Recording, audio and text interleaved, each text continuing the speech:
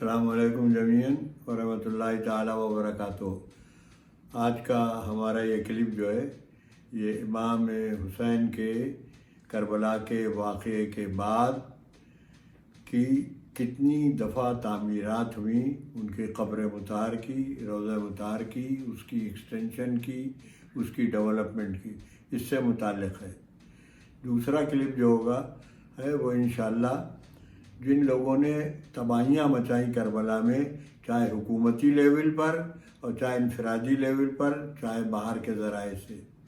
और तीसरा भी क्लिप होगा जो करबला के शहर की तारीख़ है, जो आपको थोड़ी बहुत दिलचस्पी होगी, मालूम हो कि करबला कितना पुराना है, उसमें क्या क्या डेवलपमेंट हुए अदर दैन रोज़ा इमाम हुसैन।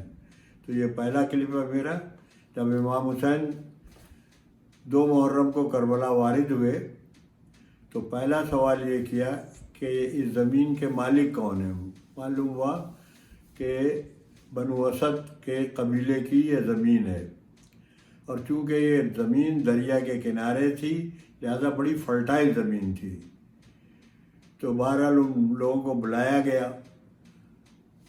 उन लोगों ने कहा कि या हज़रत ये ज़मीन आप ना ख़रीदें, ये बड़ी मनहूस ज़मीन है, यहाँ खेती बाड़ी तो मुमकिन है मगर यहाँ कोई खुश आबाद नहीं रह सका। यहाँ बहुत से लोग आए और उनकी फेटफुल नहीं हुए और उन्हें यहाँ से वापस जाना पड़ा।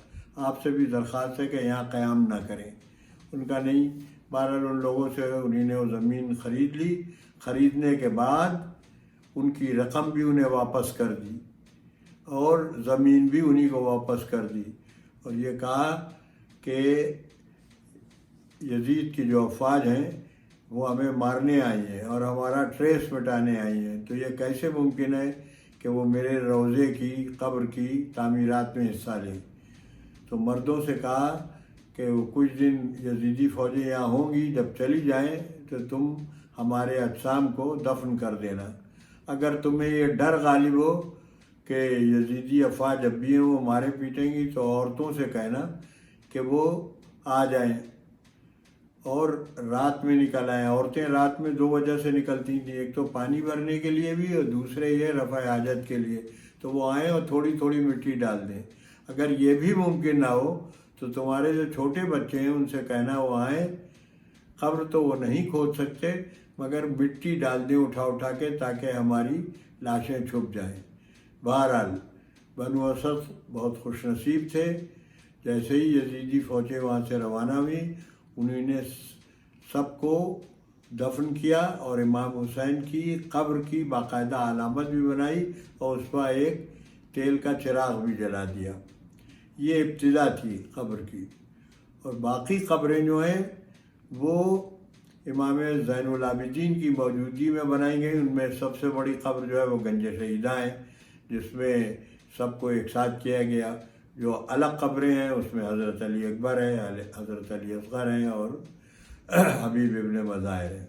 बाकी सब एक जगह हैं, लेकिन इन कब्रों का अहाता एक ही है और उसी को हम रोज़ा इमाम हुसैन कहते हैं। यजीद का बहुत जल्द मर गया। 61 10 मुहर्रम को उसने जंग की थी बिला वजह, और 64 हिजरी की बिगनिंग पर वो मर गया। उन दिनों 64 हिजरी यानी 864 हिजरी 864 ईस्वी में मुख्तार सक़फ़ी ने कूफे में हुकूमत संभाली। उसने बाकायदा इसके ऊपर कुब्बा बनाया, 4 दीवारी बनाई, इसके 2 दरवाजे बनाए और इसमें रोशनी का इंतज़ाम किया। इसके बाद ये ज़रा नाम याद रखिएगा, दमिश्क का पहला हाकिम था, उसका नाम था यजीद। अबू सुफियान का बड़ा बेटा था, वो जल्दी मर गया। तो पहले 3 खुलफा ने फिर नामज़द किया छोटे भाई मुआविया को।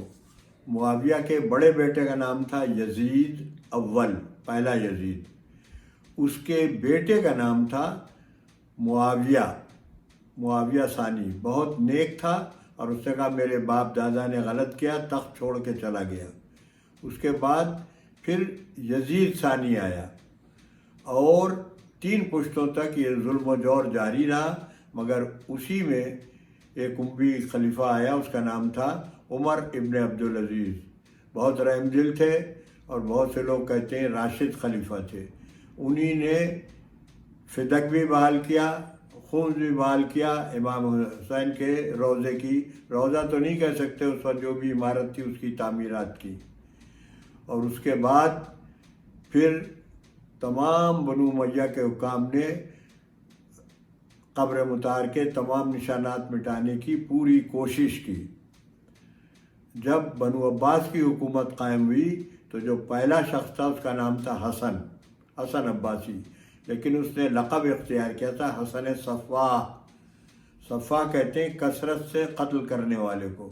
اس نے بنو امیہ کے تمام افراد کو قتل کر ڈالا، صرف 2 لڑکے بچے تھے، ایک عبد الرحمن اور اس کا چھوٹا بھائی۔ عبد الرحمن نے سلطنت امیہ پھر اسپین میں قائم کی تھی، بہرحال وہ میرے موضوع سے باہر ہے۔ حسن صفاح نے نئے سرے سے بہت اچھا روضہ بنوایا، پہلے 2 دروازے سے 4 دروازے کیے، تمام تعمیرات کرائیں اور روشنی کا بھی انتظام کیا۔ پھر ہارون رشید کا بیٹا مامون رشید آیا، اس نے اہل بیت کے ساتھ اچھا سلوک کیا، امام حسین کے روضے اور اس کے اطراف میں اور ایون نجف میں بھی اس نے تعمیرات کرائیں اور اس کی مینٹیننس کی اور اس سلسلے کو باقی رکھنے کی کوشش کی۔ اس کے بعد ایک بادشاہ آیا عز الدولہ۔ عز الدولہ نہ صرف یہ کہ اس نے تعمیرات کرائیں، بہت محب اہل بیت تھا اور پڑھا لکھا آدمی بھی تھا وہ، اس زمانے کے لحاظ سے۔ اس نے روضے کی تعمیرات کرائیں، چاروں طرف سڑکیں بنائیں اور سٹی وال یعنی سٹی کے گرد فصیل، اردو عربی میں کہتے ہیں فصیل، بنوائی تاکہ یہ شہر محفوظ رہے۔ اس زمانے میں، بلکہ اس زمانے میں بہت سے گاؤں شہروں میں بجلی کی روشنی نہیں تھی۔ بجلی تو زیادہ 200 سال پرانی چیز ہے، تو تیل سے چراغ جلا کرتے تھے۔ یہ جو کنسٹرکشن تھا روضے کا، یہ لکڑی کی عمارت تھی، لکڑی کے گنبد تھے۔ ایک چراغ گر گیا اور اس سے آگ لگ گئی تو گنبد گر گئے۔ تو پھر ناصر للدین اللہ نے اس کی تعمیرات کرائیں، وہ ڈسٹرکشن کی وجہ سے نہیں کرائیں بلکہ آگ لگ گئی تھی قدرتی طور پر۔ اس کے بعد ایک بادشاہ گزرا ہے سلطان اویس بن حسن، اس نے آل ٹوگیدر سب چیز نیا کنسٹرکشن کیا اور بڑی مینٹیننس کا بھی انتظام کیا۔ بہرحال اس کی حکومت کے بعد یہ سلسلہ جاری نہیں رہ سکا۔ ایران میں ایک صفوی خاندان گزرا ہے، اس کا بادشاہ تھا اسماعیل صفوی اول۔ اس نے بے انتہا محنت کی اور زمانے میں ٹرانسپورٹیشن سسٹم بھی بڑا مشکل تھا اور بیچ میں 2 دریا پڑتے تھے، بہرحال وہاں سے وہ سب چیزیں لے کے آیا اور اس نے نہ صرف تعمیرات کرائیں بلکہ ٹائلنگ بھی کرائی۔ پرانے زمانے میں ٹائل والی اور ایرانی اسٹائل کے کاشی ٹائل لگوائے، یہ ایک اضافہ تھا اور خوبصورتی میں بھی اضافہ ہے، دوسرے بلڈنگ کی لائف بڑھ جاتی ہے۔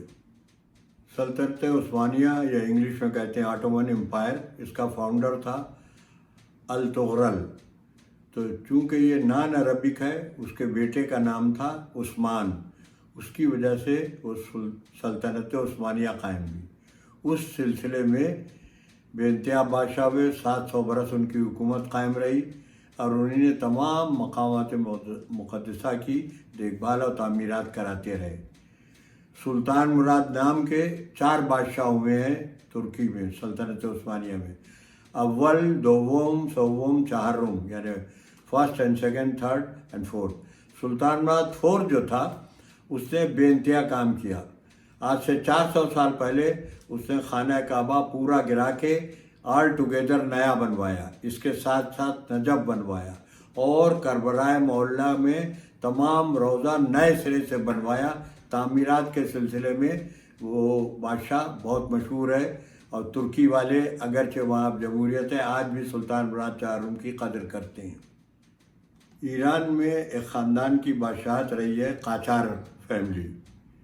قاجار میں تھے محمد شاہ قاجار، یہ پہلا بادشاہ ہے جس نے امام حسین کے روضے پر مینار اور گنبد کی ملمہ کاری یعنی سونے کی پلیٹنگ کرائی. اس سے پہلے سادہ کنسٹرکشن تھا. سب جگہ سونا استعمال کیا یا سونے کی پلیٹنگ جسے اردو میں ملمہ کاری کراتے ہیں. اس کے بعد فتح علی قاجار آیا, اس نے پھر سے پلیٹنگ کرائی, اس سے اچھی کرا دی, اور آج تک یہ رسم باقی ہے. کربلا میں امام حسین کے روضے پر, حضرت عباس کے روضے پر اور حضرت علی کے روضے پر سونے کی جو ملمہ کاری اور دروازے وغیرہ ہیں, تو یہ محمد شاہ قاجار کی اس کا افتتاح کیا تھا, اور فتح علی قاجار وغیرہ نے اسے کیا, اور آج تک چلی آ رہی, اور انشاءاللہ یہ باقی رہے گی. برٹش امپائر میں ابھی 70-80 سال پہلے تک یونین آف انڈیا بھی شامل تھا. اس میں ایک پروونس تھا اودھ, جسے اب یو پی یا اردو میں ہندی میں اتر پردیش کہتے ہیں. لکھنؤ کیپٹل تھا. اس کے ایک بادشاہ تھے غازی حیدر. تو غازی حیدر جو تھے وہ مشہور ہیں تعمیرات کے سلسلے میں. تو 1850 میں 1850 میں انہی نے کربلا میں فنڈنگ شروع کی.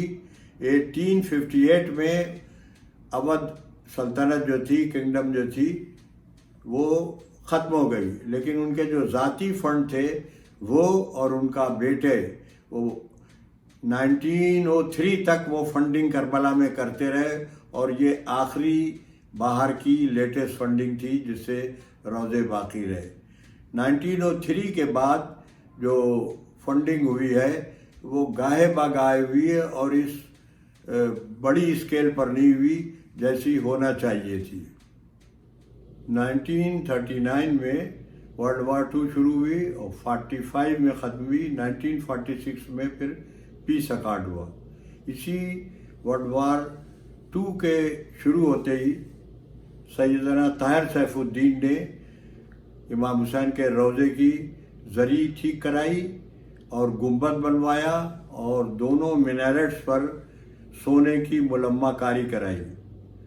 اس وقت جو کربلا کا میئر تھا, ناظم تھا, یا رئیس البلدیہ عربی میں کہتے ہیں وہ تھا, اس نے بڑی مدد کی. اور اتنا کنجسٹڈ آبادی تھی کہ وہاں آنا جانا مشکل تھا, تو کم سے کم اس نے پیرامیٹرز جو آؤٹر کربلا کی سڑکیں ہیں وہ اس نے بنوا دی, اور وہ آج تک باقی ہیں. اور اس ناظم کا نام تھا سید عبد الرسول. ہمارے انڈیا پاکستان کے کلچر میں جو شیعوں, یہ ایک جملہ متضادہ ہے بیچ میں آ گیا تو بتاتا چلوں. ایران میں, عراق میں اور دیگر عرب ممالک میں جہاں جہاں شیعہ آباد ہیں وہ صرف ائمہ کے ناموں پر نام نہیں رکھتے. جیسے ہمارے وہاں اگر 12 اماموں کے نام نکال دیے جائیں تو شاید ہی کسی شیعہ کا نام باقی رہے گا. عربوں میں یہ دستور نہیں ہے. عبد الرسول بھی, عبد العزیز بھی, عبد الرؤوف بھی, عبد الحکیم بھی ہے. سمجھ, عبد الحکیم ابھی ہمارے حال میں بہت بڑے مرجے گزرے ہیں, مگر ہمارے یہاں یہ پتہ نہیں کیوں ٹرینڈ آیا ہے. آپ ایک جملہ معترضہ ہے, آپ اللہ کے ناموں پر بھی نام رکھ سکتے ہیں. سب سے اچھا نام عبداللہ ہے, کیوں نہیں رکھتے آپ؟ عبد الرسول رکھیں, ہم رسول کے بندے ہیں, مگر ہمارے وہاں یہ نام نہیں ہوتے. بہرحال 90 سے 2003 تک صدام حسین مطلق العنان صدر تھا, اور وہ اپنے سگے چچا کو احمد حسن بکر کو ہٹا کے آیا تھا. ان کی 11 سال حکومت رہی, اور اس کے بعد پھر صدام حسین بیٹھ گئے. فار سیکورٹی ریزن اور فار اینی ادر ریزن روضہ امام حسین کے گرد بہت ہی کنجسٹڈ آبادی تھی, اور کسی قسم کی کوئی آٹو موبیل نہیں چل سکتی تھی. وہ میں نے دیکھا ہے وہ زمانہ, بہرحال وہ کنجسٹڈ آبادی کا. تو فار سیکورٹی ریزن اور for the development of the city of Karbala I have no idea. 1991 سے 1994 تک روضے کے چاروں طرف جتنے مکانات تھے وہ سب گرا دیے گئے, اور 1 کلومیٹر کا علاقہ جو تھا وہ خالی میدان کر دیا گیا. اللہ کا شکر ہے وہ فیسیلیٹیٹ کرتا ہے کہ اتنے زائرین بڑھ گئے کہ اس میں اکوموڈیٹ ہو سکتے ہیں، ورنہ ممکن ہی نہیں تھا، لوگ گلیوں میں پھنسے رہے۔ یہاں تک جو بیان کیا ہے یہ مختلف صدیوں میں جو امام حسین کے روضے کی تعمیرات ہوئی ہیں اور جو تبدیلیاں ہوئیں وہ بیان کی ہیں۔ انشاءاللہ العزیز اگلے ویڈیوز میں پھر جتنے بدمعاش حکمرانوں نے یا انڈیویجول خلفشار پھیلانے والوں نے تباہی کی کوشش کی اور بعض نے تو بالکل تباہ کر دیا، وہ اگلا ویڈیو میں آپ ضرور دیکھیے گا تو آپ کو یہ احساس ہوگا کہ 13-14 گرانے والے تھے، انہدام کرنے والے تھے، تباہی پھیلانے والے تھے، اور 100 سے اوپر ایسے حکمراں اور انڈیویجول گزرے ہیں جنہوں نے کربلا کی تعمیرات میں حصہ لیا۔ یہ کلپ میں نے تقریباً 4 کتابوں سے مختصر کر کے 4-5 منٹ کا کر دیا ہے۔ السلام علیکم ورحمۃ اللہ۔